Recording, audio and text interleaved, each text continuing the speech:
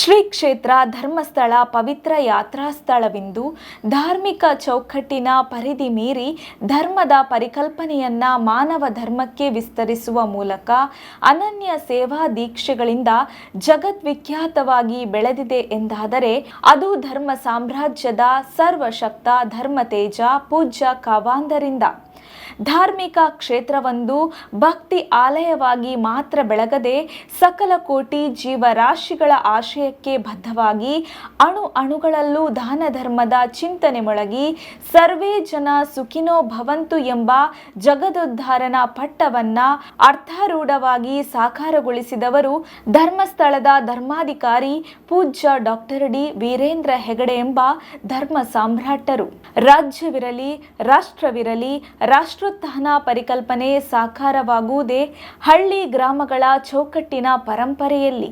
ಶತಮಾನಗಳ ಪರಂಪರೆಯನ್ನ ಸುದೀರ್ಘವಾಗಿ ಕಾಪಾಡುವುದು ಮತ್ತು ಅದರ ಮೂಲ ಸ್ವರೂಪವನ್ನ ಎಲ್ಲೆಡೆಗೆ ಸಾಕಾರಗೊಳಿಸುವುದರಿಂದ ಕುಟುಂಬ ವ್ಯವಸ್ಥೆ ಸುಭದ್ರ ಎಂಬುದನ್ನ ಕಂಡವರು ಧರ್ಮ ಪರಿಪಾಲಕ ಡಾಕ್ಟರ್ ಹೆಗ್ಗಡೆಯವರು.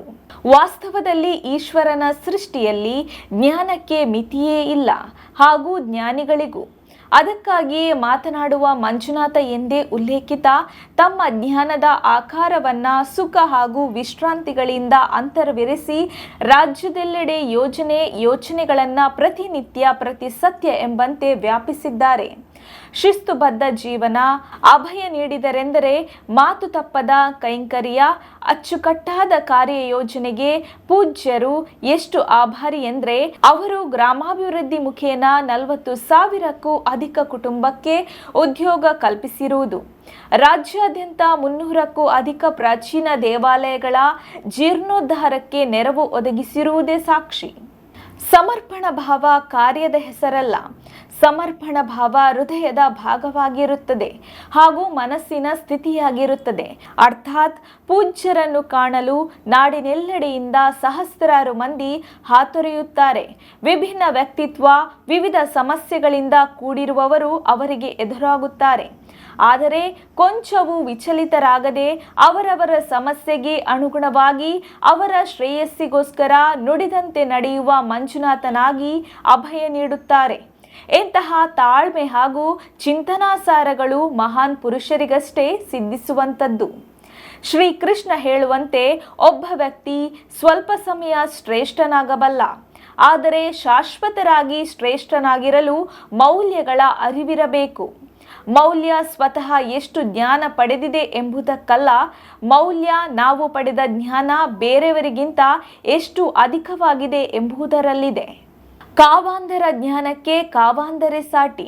ಅವರ ಆದರ, ಆತಿಥ್ಯ, ಸಿದ್ಧಾಂತ, ಯೋಚನೆ ಸಹಸ್ರ ವರ್ಷಕ್ಕೂ ಅನುಕರಣೀಯ. ಒಂದು ಸರ್ಕಾರ ನೆರವೇರಿಸಲು ಸಾಧ್ಯವಾಗದ ಯೋಜನೆಗಳನ್ನು ಡಾಕ್ಟರ್ ಹೆಗ್ಗಡೆಯವರು ಧಾರ್ಮಿಕ ಕ್ಷೇತ್ರದ ಮೂಲಕ ಒಂದು ಸಂಸ್ಥೆಯಾಗಿ ಕೈಗೂಡಿಸಿದ್ದಾರೆ ಎಂಬುದನ್ನು ರಾಜ್ಯವಾಳುವ ಮುಖ್ಯಮಂತ್ರಿಗಳು, ಜನಪ್ರತಿನಿಧಿಗಳು ಎಷ್ಟೋ ಬಾರಿ ಉಲ್ಲೇಖಿಸಿದ್ದುಂಟು. ಪೂಜ್ಯ ಕಾವಾಂದರ ಯೋಜನಾ ಕೌಶಲ್ಯ ಅದ್ಭುತವಾದದ್ದು. ಧರ್ಮಸ್ಥಳದ ಚಾರಿತ್ರಿಕ ಮಹತ್ವ, ಪರಂಪರೆ ಮತ್ತು ತಮ್ಮ ವೈಯಕ್ತಿಕ ವ್ಯಕ್ತಿತ್ವಕ್ಕೆ ಸರಿದೂಗುವ ರೀತಿಯಲ್ಲೇ ಅವರು ಯೋಜನೆಗಳನ್ನು ರೂಪಿಸುತ್ತಾರೆ. ಬಹುಜನ ಸುಖಾಯ ಬಹುಜನ ಹಿತಾಯ ಅವರ ಧೋರಣೆ. ಎಂದು ಭಾರತೀಯ ಸಮಾಜಕ್ಕೊಂದು ದಾರಿದೀಪ. ಸಕಲ ಜೀವರಾಶಿಯ ಹುಟ್ಟು ಸೂರ್ಯನ ಪ್ರತಿಬಿಂಬದ ಅಸ್ತಿತ್ವದ ಮೇಲಿದೆ. ದಿನ ಬೆಳಗಾದಾಗ ಸೂರ್ಯ ಉದಯಿಸುತ್ತಾನೆ ಎಂಬ ನಂಬಿಕೆಯ ಮೇಲೆ ಜೀವನ ನೆಟ್ಟಿದೆ. ಅದೇ ರೀತಿಯಾಗಿ ರಾಜ್ಯಾದ್ಯಂತ ಅದೆಷ್ಟು ಕುಟುಂಬ ಕಾವಾಂದರ ಯೋಜನೆಯ ಬೆಳಕಿನಿಂದ ಗೂಡು ಕಟ್ಟಿ ಆಶ್ರಯ ಪಡೆದಿದೆ ಎಂದರೆ ತಪ್ಪಾಗಲಾರದು. ಧರ್ಮ, ಸಂಸ್ಕೃತಿ, ಶಿಕ್ಷಣ, ಕ್ರೀಡೆ, ಯಕ್ಷಗಾನ, ಕೃಷಿ, ಉದ್ದಿಮೆ, ಫೋಟೋಗ್ರಫಿ, ಪ್ರಕೃತಿ ಚಿಕಿತ್ಸೆ, ಆಯುರ್ವೇದ, ಹಳೆ ವಸ್ತುಗಳ ಸಂಗ್ರಹ ಹಾಗೂ ಸಂರಕ್ಷಣೆ ಮೊದಲಾದ ಯಾವುದೇ ವಿಷಯ ಇರಲಿ, ಹೆಗ್ಗಡೆಯವರು ತಜ್ಞರ ಜೊತೆ ಆಸಕ್ತಿಯಿಂದ ತೆರೆದ ಮನಸ್ಸಿನಿಂದ ಚರ್ಚಿಸಬಲ್ಲವರು. ಉತ್ತಮ ಆಡಳಿತಗಾರನಾಗಿ, ವಿಚಾರವಾದಿಯಾಗಿ, ಭಾವಜೀವಿಯಾಗಿ, ಪ್ರಗತಿಪರ ಮನೋಭಾವದಿಂದ ಚಿಂತಕರಾಗಿ, ದಣಿವರಿಯದ ಹೋರಾಟಗಾರರಾಗಿ, ಹೀಗೆ ಅವರ ವ್ಯಕ್ತಿತ್ವ ತೆರೆದಷ್ಟು ಅನಾವರಣಗೊಳ್ಳುತ್ತಲೇ ಹೋಗುವಂಥದ್ದು.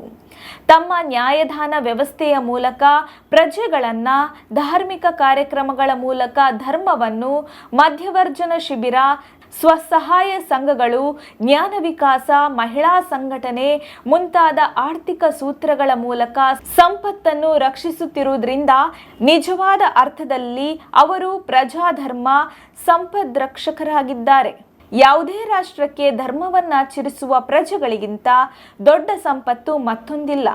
ಇಂತಹ ಸಂಪತ್ತನ್ನು ನಮ್ಮ ನಾಡಿಗೆ ದಿನನಿತ್ಯ ಒದಗಿಸುತ್ತಿರುವುದರಿಂದಲೂ ಅವರು ಪ್ರಜಾಧರ್ಮ ಸಂಪದ್ರಕ್ಷಕ.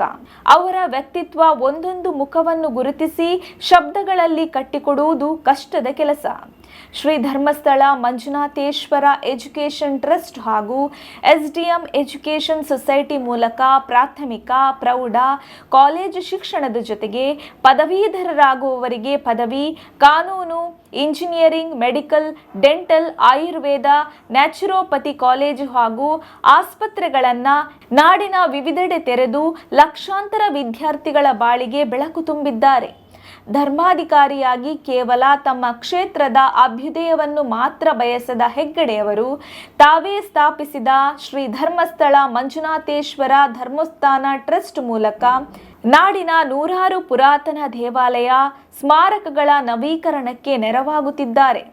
ಮಹರ್ಷಿ ಶ್ರೀ ವಾಲ್ಮೀಕಿಯವರ ರಾಮಾಯಣದಲ್ಲಿ 10 ಲಕ್ಷ ಪದಗಳ ಕುಂಚವಿದ್ದಂತೆ ಪೂಜ್ಯರ ಸಾಧನೆಗಳ ಮೈಲುಗಲ್ಲನ್ನು ವಿವರಿಸುವುದು ಅಸದಳ. ಎಷ್ಟೋ ಲೇಖಕರು, ಕವಿಗಳು, ಚಿಂತಕರು ಅವರ ಸಾಧನೆಗಳನ್ನು ಹೊತ್ತಗೆಯ ರೂಪದಲ್ಲಿ ಹೊರತಂದಿದ್ದಾರೆ. ಓದಿದಷ್ಟು ಪೂರ್ಣಗೊಳ್ಳದ, ಬರೆದಷ್ಟು ದಡ ಸೇರದ ಅವರ ಸಾಧನೆಯ ತೇಜಸ್ಸು ಪ್ರಕಾಶಿತ.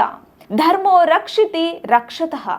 ಧರ್ಮವನ್ನು ರಕ್ಷಿಸಿದವನನ್ನ ಧರ್ಮವು ರಕ್ಷಿಸುತ್ತದೆ ಎಂಬಂತೆ ಈ ಯುಗವು ಕಂಡ ಸದ್ಗುಣಿ, ರಾಷ್ಟ್ರ ಸೇವಕ, ಅಸಾಮಾನ್ಯ ಚೈತನ್ಯ ಶಕ್ತಿ ಶ್ರೀ ಕ್ಷೇತ್ರ ಧರ್ಮಸ್ಥಳದ ಧರ್ಮಾಧಿಕಾರಿ ಡಾಕ್ಟರ್ ಡಿ ವೀರೇಂದ್ರ ಹೆಗ್ಗಡೆ ಅವರ ದೂರದೃಷ್ಟಿ, ಪರಿಕಲ್ಪನೆ ಸೂರ್ಯ ಚಂದ್ರರಿರುವವರೆಗೂ ಅಜರಾಮರ.